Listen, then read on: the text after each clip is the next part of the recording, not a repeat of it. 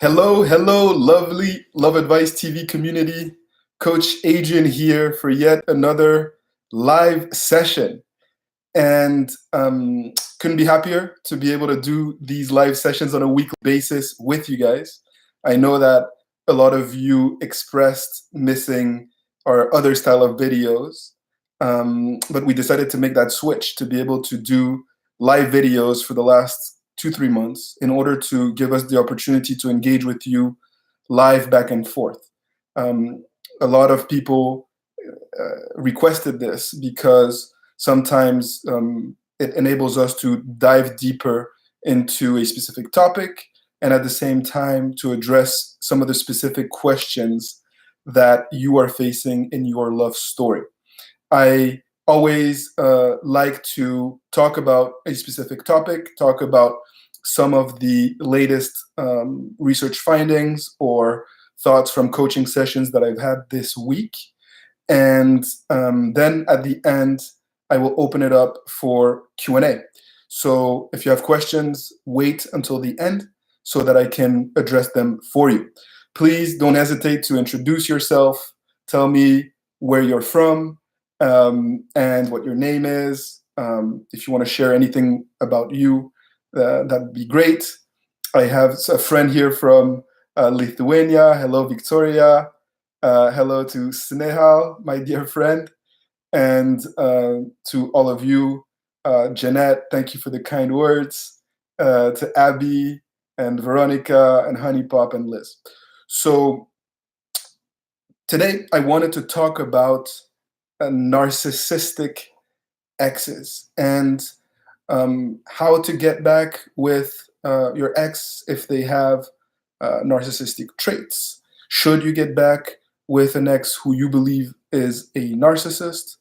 And this question came about because I had a coaching session with a young lady in Shanghai, in China, late last night.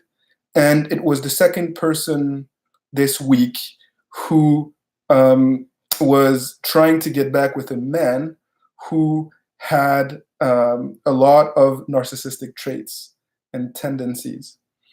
And I thought that it was interesting for me to address this topic because I felt that it was going to open your understanding of how to approach a process of breakup recovery, even if your ex isn't a narcissist themselves, and also to talk about this in a little bit of a deeper way.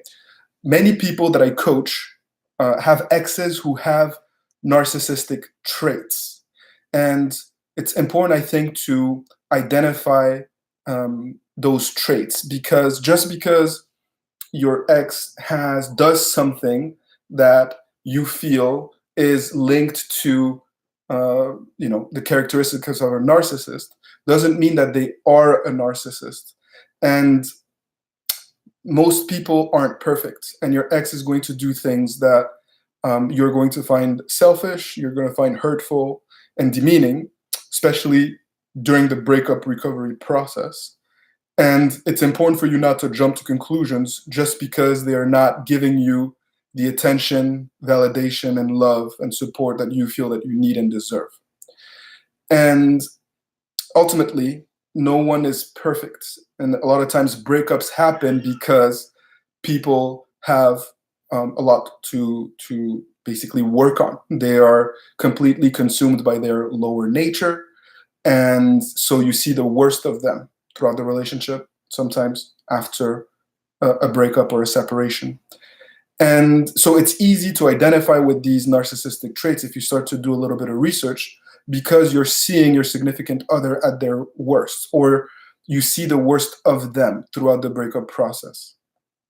And so some of the things that you may see is, again, a lack of care about your feelings and emotions, a tendency to perhaps say hurtful things to you, not care about how you feel and what you've learned and how you've grown. And you can just see someone that is completely different than the person that you fell in love with. And that is normal. To a certain extent, this is what I see on a day to day, especially when you start to lose control over your feelings and emotions, especially when you start to push, when you're overwhelmed by your feelings and emotions, and you start to basically not respond to your ex's needs. When you're so consumed by your ego, your pain, your anxiety, that you don't respond to their needs, then you can see the worst of them come out. But that doesn't mean that they're a narcissist. A narcissist is someone that, before the breakup occurs, you have a feeling that something isn't right. You're not truly happy in that relationship because they are basically using you and the relationship and other people for their own personal gain and to feed their ego. So a narcissist will treat others and you as if they were superior to you throughout the relationship, not just after the breakup. A narcissist will demean you, will belittle you, or sometimes even bully you during the relationship and after the breakup. A narcissist will exploit you in order to achieve their own agenda, whatever it may be, right? And oftentimes it's all about them, their needs, their fantasies, their attractiveness, their need for validation. And there's a total lack of empathy for you, for your dreams, for your feelings, and for what you want. Oftentimes it will be someone, a man or a woman, with a distorted picture or a distorted image of their basically self-perfection. They think that they're a lot better and superior than they actually are.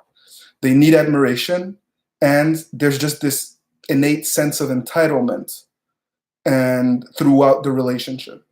And so when you see these traits in your partner throughout a relationship consistently, as well as after a breakup, you were most probably with a narcissist. And in that case, I urge you to not fight to try to rebuild the relationship. Even if you have strong feelings and emotions, it's probably not a good idea because this person can't make you happy. This person definitely won't be able to provide you with the stability, and everything that you need to be able to flourish and to build a common life project with. And I often say in my videos, in these lives, and in coaching sessions, I don't do what I do to help you get back with an ex. I do what I do to help you be happy in your relationship. Because otherwise, there's no point. Otherwise, getting back with an ex becomes a trivial exercise, really. And that's why there's a lot of taboo associated with what we do, because people don't understand truly what we do. And if you take the time to do coaching sessions with us or to really dive deep into our philosophies, watch a lot of videos, read our articles, discover our digital products, then you realize that there's something a lot greater going on here. It's about personal transformation, and it's about you becoming your best self and rebuilding a healthy relationship with someone based on how far you've come, how what you've learned, how you've grown, and how much they have learned and how much they have grown, and then you start a new relationship. And very often a narcissist won't be able to change, so it's basically a futile exercise to try to get back with an ex that you know is a narcissist.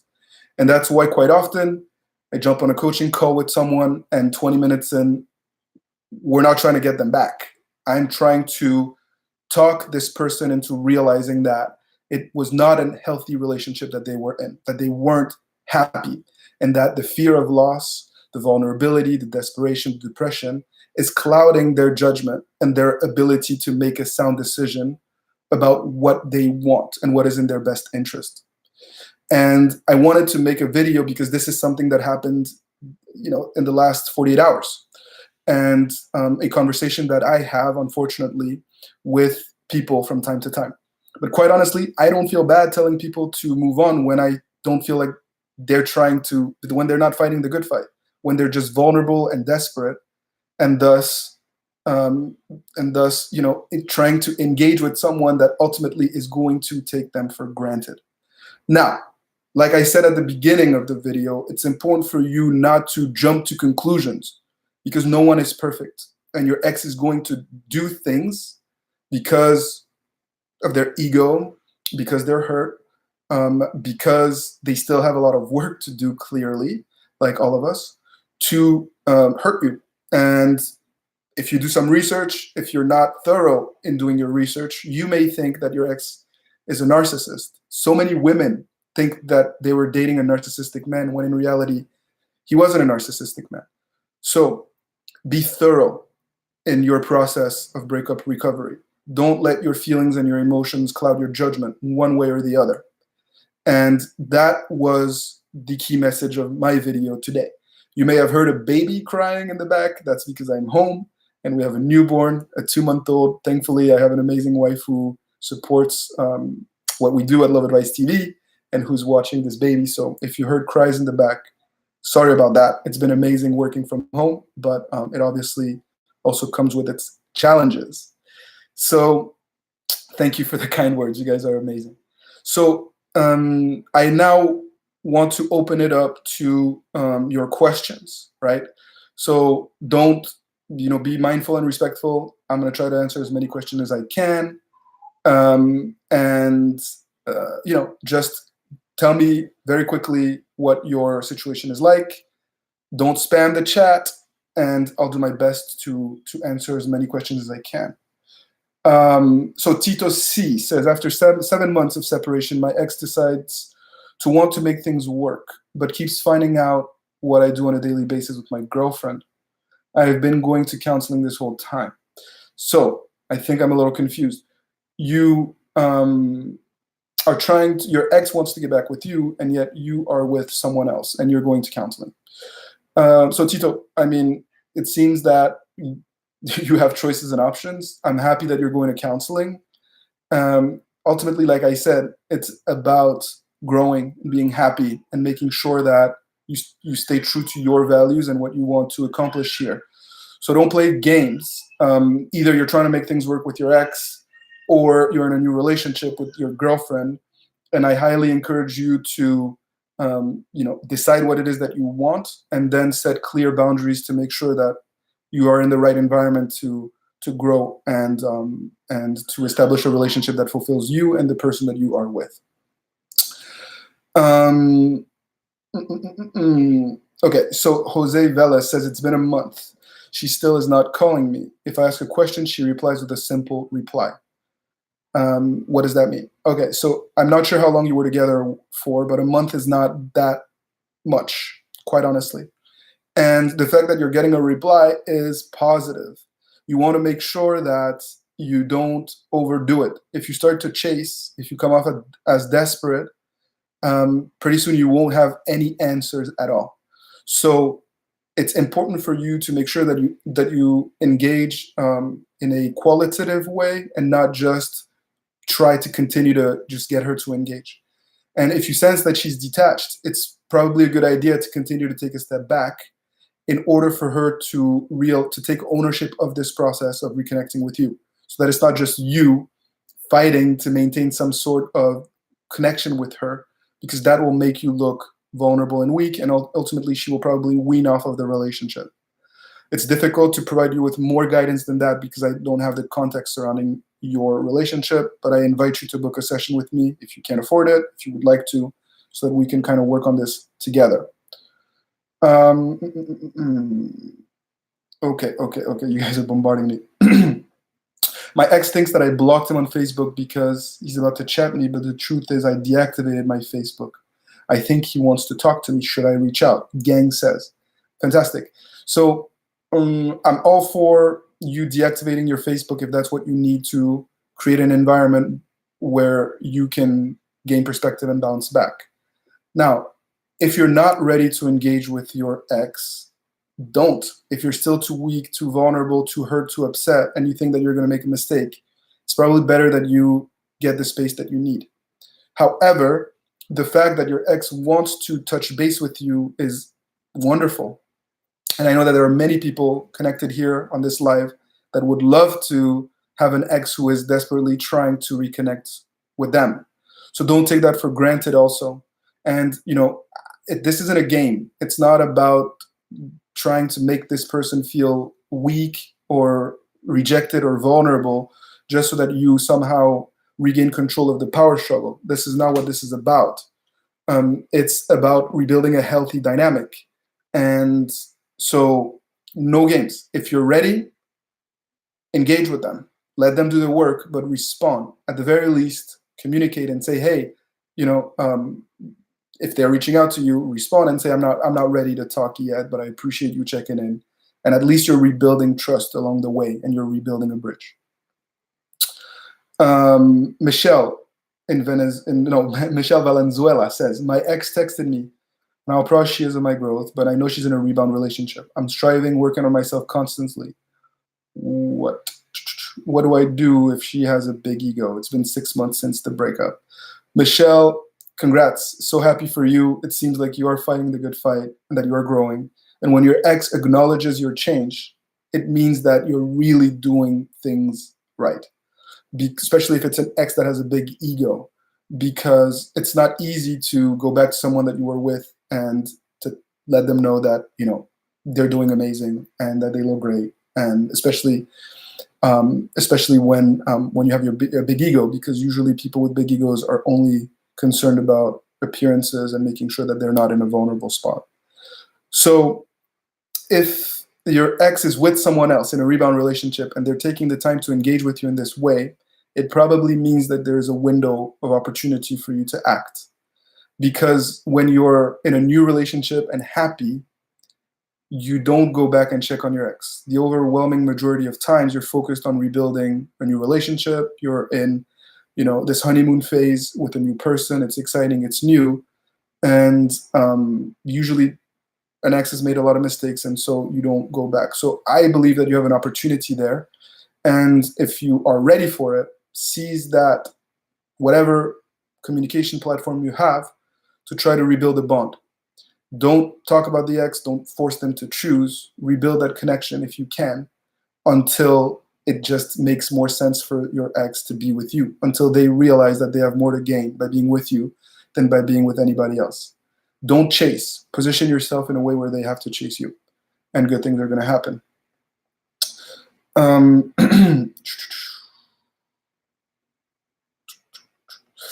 My ex's ego is bigger than Superman.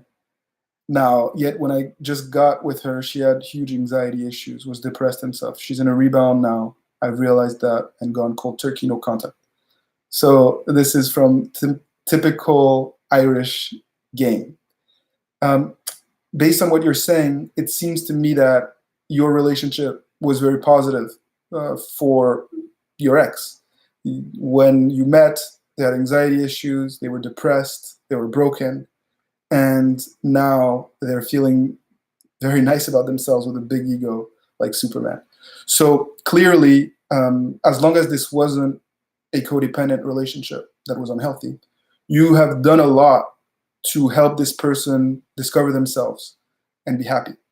And so this is one of those situations where I urge you to continue to be patient and to bet on yourself and what you bring to the table. Don't sell yourself short. Don't act desperate. If indeed you were so wonderful and helped your ex in such a powerful way, it's just a question of time before they realize that there's a big difference when they don't have you in their lives. Don't be a prisoner of the moment. So many people get so caught up in their fears, their anxieties, their insecurities in the moment because it's so overwhelming. But life goes on. Time passes. You grow. They change the way that they see you and their perception of the relationship. So patience, based on the limited information that I have here, I believe that patience should be a key component of your roadmap moving forward.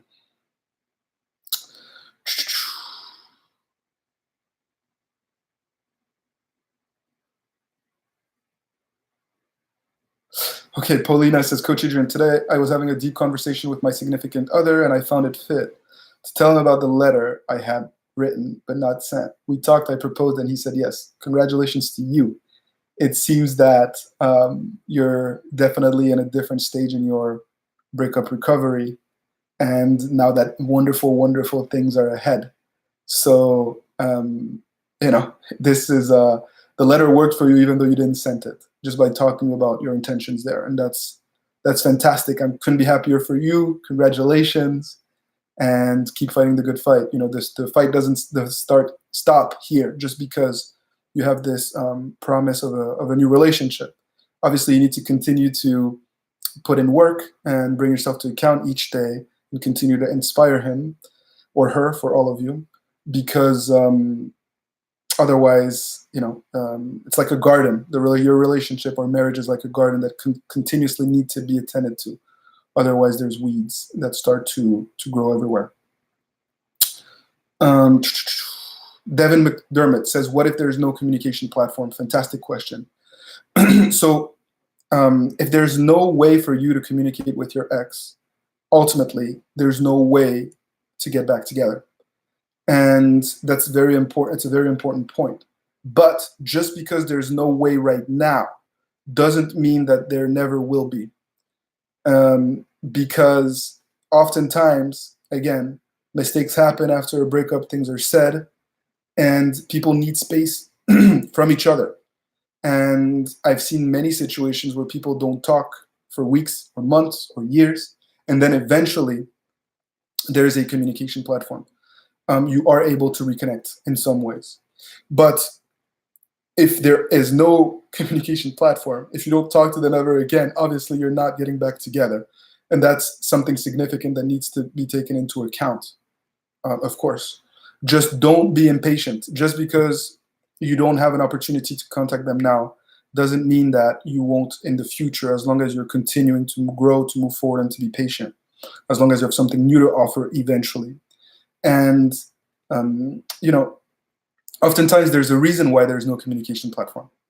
There's a reason. And if you're blocked everywhere, it's probably a clear sign that that you should not be reaching out. And it might sound trivial or obvious to some people, but I can't tell you how often I see in comment sections, on articles, or in videos, people that are blocked everywhere and that are still trying to find a way to communicate with their ex. And all their questions are centered around communication strategy when it should be centered around personal development, growth, detachment, rebuilding yourself. And one of the questions that I was asked yesterday was centered around that, from a lovely, lovely lady that I coached in Argentina. She was telling me, do I prove to my ex that I've changed if we're not talking? Even though they were going to see each other, a few weeks later, they had already agreed to see each other. And I told her, stop trying to focus on proving your change to your significant other. You will see your ex eventually. You will have that opportunity. The hard part is not to prove or to communicate change. The hard part is to actually evolve. And just because you understand what went wrong doesn't mean that you've evolved. And so, I think that inspired her, and I hope that it will inspire you guys as well. So I have time for a couple more questions. And thank you for the kind words that I'm seeing here as well in the comment section. You guys are awesome. Okay. Okay. So Ajit says, Adrian, it's been 2 months. We were in a relationship. She confessed she slept with her best friend, and I started acting distant, and now she can't handle it anymore. We're apart. Will it work? So first and foremost, when infidelity happens, it's more than just a seduction process. You need to rebuild trust. And to rebuild trust, you need to not only communicate, but also see each other. And my fear is that you're engaging more in games and in trying to somehow leverage reverse psychology rather than truly rebuilding a relationship and setting the right foundations. And so if she is if she's confessed. My understanding is that she was apologetic. My understanding is that she's also at a point where she's broken because of your no contact, that you guys have been apart for some time.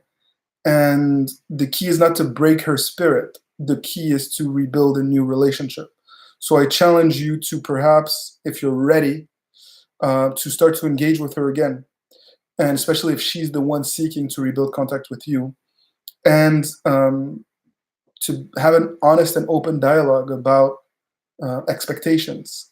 And that's, I think, where you can start to rebuild a relationship. Will it work? I don't know. I don't have a crystal ball. But what I can tell you is that if you identify the issues and you focus on putting a solid, concrete plan in place, good things tend to happen. That's what I see in my coaching sessions. So keep fighting the good fight and don't let your ego get the best of you. That's, I think, what is most important. So the last question will be for Honey Pop, who says, I was clingy and jealous during my 1-year relationship. The last 2 months, he was very distant until we broke up. Because of him, feeling empty, not having feelings, we were in no contact for 3 weeks. So Honey Pop, I'm really sorry for what you're going through. I know how painful it can be to go through a breakup like this, especially usually when you are feeling, when you're so clingy and jealous, your worst fears come to light at the time of the breakup, and it can be really difficult to deal with the anxiety and the identity crisis that comes from that separation. So I empathize with what you're going through, but life goes on. You will learn and you will grow. This breakup happened for a reason, and I think that it's perhaps life forcing you, challenging you, testing you to work on those issues, the jealousy, the clinginess, the possessiveness here. So 3 weeks of no contact is a fantastic start, and I give you credit because based on the characteristics of the relationship, I'm sure it's not been easy. That said, 3 weeks is not that long in the grand scheme of things. You were together for 1 year. The last 2 months were really, really difficult. And so 3 weeks is just the beginning of the process for you.